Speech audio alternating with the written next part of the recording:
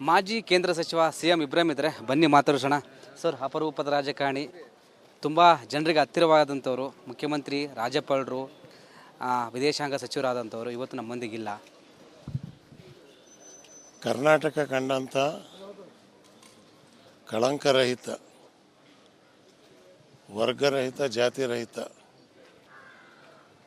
ರಾಜಕಾರಣಿ ಅಂದರೆ ಶ್ರೀಮಾನ್ SM ಕೃಷ್ಣರವರು. ನನ್ನ ಜೊತೆಯಲ್ಲಿ ಅವರು 95ರಿಂದ 96ರಿಂದ 2002ರವರೆಗೆ ರಾಜ್ಯಸಭೆಯಲ್ಲಿದ್ದರು, ಮುಖ್ಯಮಂತ್ರಿ ಆಗಿದ್ದರು, ರಾಜ್ಯಪಾಲರಾಗಿದ್ದರು, ವಿದೇಶಾಂಗ ಸಚಿವರಾಗಿದ್ದರು. ಎಂದೂ ಕೂಡ ಅವರು ರಾಷ್ಟ್ರದ ಏಕತೆ ಧಕ್ಕೆ ಬರೋಕ್ಕೆ ಕೊಡಲಿಲ್ಲ. ಆ ಅಖಂಡತೆಯನ್ನು ಕಾಪಾಡ್ಕೊಂಡು ಬಂದಿರತಕ್ಕಂಥವ್ರು. ಇವತ್ತು ಕರ್ನಾಟಕ ರಾಜ್ಯ ಒಂದು ಅಮೂಲ್ಯ ಮಾಣಿಕ್ಯವನ್ನು ಕಳ್ಕೊಂಡಿದೆ. ಇದಕ್ಕೆ ಸರಿಸಾಟಿ ಸಿಕ್ಕೋದು ಕಷ್ಟ. SM ಕೃಷ್ಣ ಅವರಿಗೆ SM ಕೃಷ್ಣನೇ ಸಾಟಿ. ಬುದ್ಧಿವಂತರು, ವಿದ್ಯಾವಂತರು, ವಿಷನ್ ಇರ್ತವ್ರು. ಆ ವಿಷನ್ನಲ್ಲೇ ಬೆಂಗಳೂರನ್ನು ಕಟ್ಟಿದ್ದವರು. ಅಂಥ ರಾಜಕಾರಣಿಗಳು ಹುಟ್ಟೋದು ಕಷ್ಟ. ಭಗವಂತ ಅವ್ರ ಆತ್ಮಕ್ಕೆ ಶಾಂತಿ ಕೊಡಲಿ. ಬ್ರ್ಯಾಂಡ್ ಬೆಂಗಳೂರು, ಗ್ರೇಟರ್ ಬೆಂಗಳೂರು ಈಗ ಮಾತಾಡ್ತೀವಿ. ಅವರು 2004ರಲ್ಲೇ ಮಾಡಿದ್ದಾರೆ ITBT ಅಂತ. ಅದನ್ನೇ ಹೇಳಿದ್ನಲ್ಲ, 2004ರಲ್ಲಿ ಅವರು ಕರ್ನಾಟಕ ರಾಜ್ಯಕ್ಕೆ ಬೆಂಗಳೂರು ನಗರ ಇವತ್ತೇನಾದರೂ ಪ್ರಪಂಚದಲ್ಲೇ ಇದ್ರ ಬಾವುಟ ಹಾರ್ತಾ ಇದ್ದರೆ ಹಾರಿಸಿದವ್ರು SM ಕೃಷ್ಣರವರು. ಸರ್, ನಿಮ್ಮದು ಅವ್ರದ್ದು ಬಾಂಧವ್ಯ ಆಗಿತ್ತು ಸರ್ ಅವಾಗ? ಆ ಟೈಮ್ ಭಾರಿ ಚೆನ್ನಾಗಿತ್ತು. ಅವತ್ತು ಚೆನ್ನಾಗಿತ್ತು, ಅವ್ರು ಇರೋವರೆಗೂ ಚೆನ್ನಾಗಿತ್ತು. ಅವ್ರಿಗೆ ಶತ್ರುಗಳೇ ಇಲ್ಲ. ಅವ್ರು ಯಾವತ್ತೂ ವಿವಾದಾತ್ಮಕವಾದಂಥ ಹೇಳಿಕೆ ಕೊಡೋಂಗೂ ಇಲ್ಲ, ವಿವಾದಾಸ್ಪದವಾದಂಥ ಕೆಲಸ ಮಾಡೋರಲ್ಲ. ರಾಜ್ಯಕ್ಕೆ ಜನರಿಗೇನು ಇಚ್ಛೆಯೋ, ಜನರಿಗೇನು ಒಳ್ಳೇದು ಅದನ್ನು ಮಾಡ್ತಾಯಿದ್ರು.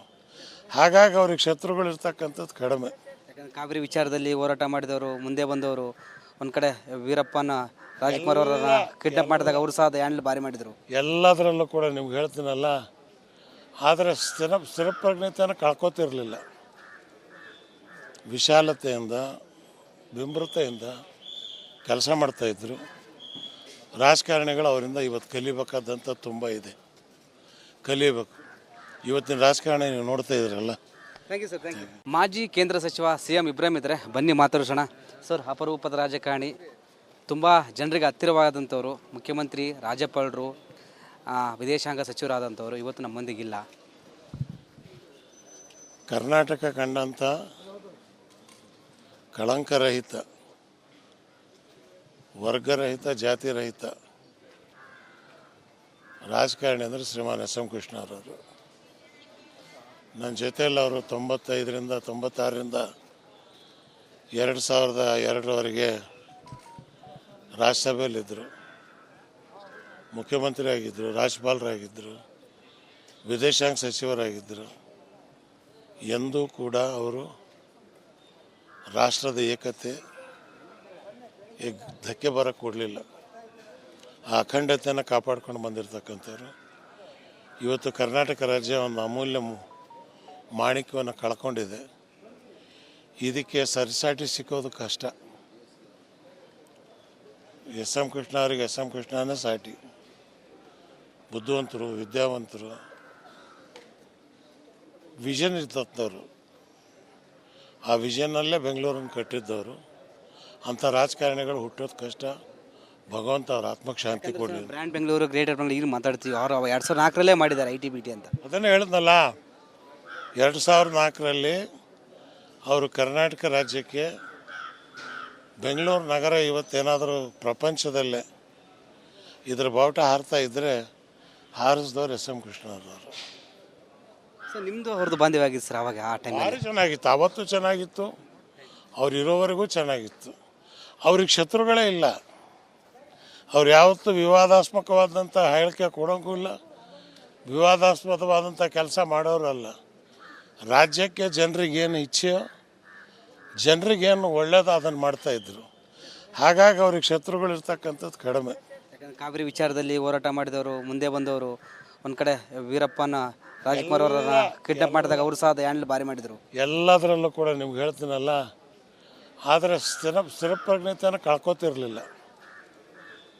ವಿಶಾಲತೆಯಿಂದ, ವಿಮೃತೆಯಿಂದ ಕೆಲಸ ಮಾಡ್ತಾಯಿದ್ರು. ರಾಜಕಾರಣಿಗಳು ಅವರಿಂದ ಇವತ್ತು ಕಲಿಬೇಕಾದಂಥ ತುಂಬ ಇದೆ, ಕಲಿಬೇಕು. ಇವತ್ತಿನ ರಾಜಕಾರಣ ನೀವು ನೋಡ್ತಾ ಇದ್ರಲ್ಲ. Thank you sir, thank you. ಮಾಜಿ ಕೇಂದ್ರ ಸಚಿವ CM ಇಬ್ರಾಹಿಂ ಇದ್ದಾರೆ, ಬನ್ನಿ ಮಾತಾಡೋಣ.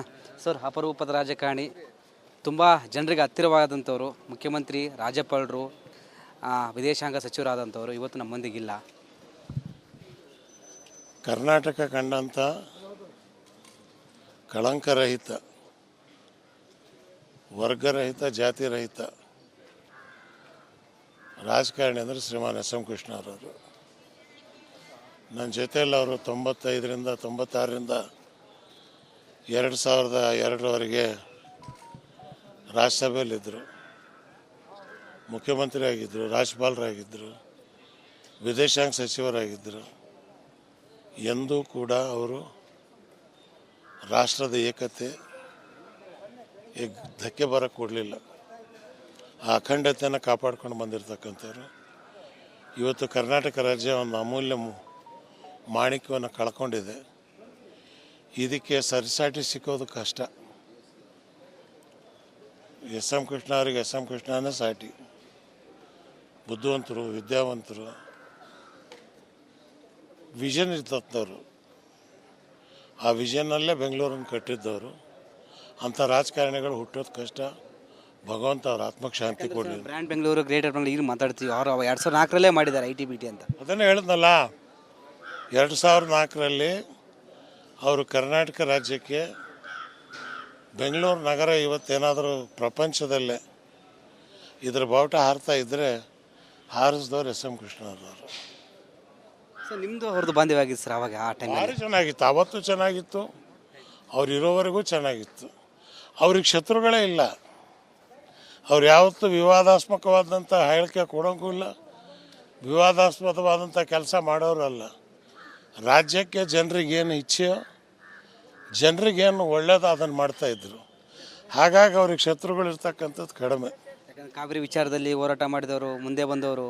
ಒಂದು ಕಡೆ ವೀರಪ್ಪನ ರಾಜ್ಕುಮಾರ್ ಅವರನ್ನ ಕಿಡ್ನಾಪ್ ಮಾಡಿದಾಗ ಅವರು ಸಹ ಹ್ಯಾಂಡಲ್ ಭಾರಿ ಮಾಡಿದರು. ಎಲ್ಲದರಲ್ಲೂ ಕೂಡ ನಿಮ್ಗೆ ಹೇಳ್ತೀನಲ್ಲ, ಆದರೆ ಸ್ಥಿರಪ್ರಜ್ಞತೆಯನ್ನು ಕಳ್ಕೊತಿರಲಿಲ್ಲ. ವಿಶಾಲತೆಯಿಂದ, ವಿಮೃತೆಯಿಂದ ಕೆಲಸ ಮಾಡ್ತಾಯಿದ್ರು. ರಾಜಕಾರಣಿಗಳು ಅವರಿಂದ ಇವತ್ತು ಕಲಿಬೇಕಾದಂಥ ತುಂಬ ಇದೆ, ಕಲಿಬೇಕು. ಇವತ್ತಿನ ರಾಜಕಾರಣ ನೀವು ನೋಡ್ತಾ ಇದ್ರಲ್ಲ. Thank you sir, thank you. ಮಾಜಿ ಕೇಂದ್ರ ಸಚಿವ CM ಇಬ್ರಾಹಿಂ ಇದ್ದಾರೆ, ಬನ್ನಿ ಮಾತಾಡೋಣ. ಸರ್, ಅಪರೂಪದ ರಾಜಕಾರಣಿ, ತುಂಬ ಜನರಿಗೆ ಹತ್ತಿರವಾದಂಥವ್ರು, ಮುಖ್ಯಮಂತ್ರಿ, ರಾಜ್ಯಪಾಲರು, ವಿದೇಶಾಂಗ ಸಚಿವರಾದಂಥವ್ರು ಇವತ್ತು ನಮ್ಮ ಮಂದಿಗಿಲ್ಲ. ಕರ್ನಾಟಕ ಕಂಡಂಥ